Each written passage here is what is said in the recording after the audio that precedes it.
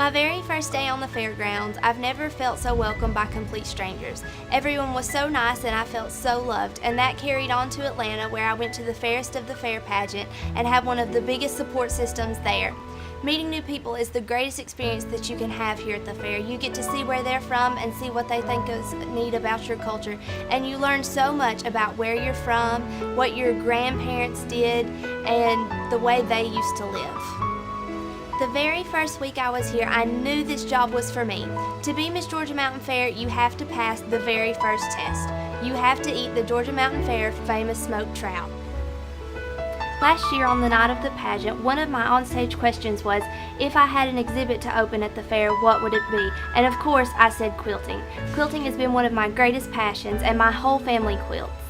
Miss Edith and Miss Lucille, that have the Quilting Bee exhibit up here at the fair, have actually made me a quilt honoring my year as Miss Georgia Mountain Fair. They are two of the sweetest ladies you'll ever meet, and I can't thank them enough for this great honor of making me a quilt. Coming down to the exhibit hall and being in the history room reminds me of all the great memories and all the people that I've met over the past year. It also shows me the people that made the great Georgia Mountain Fair what it is today.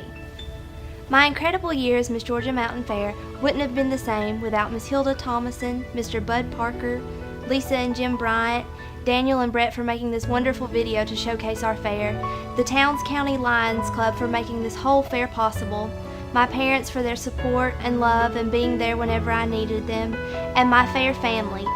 I couldn't have done this without you guys. Your love and support has carried me through this year, and I'm a completely changed person for that. Thank you.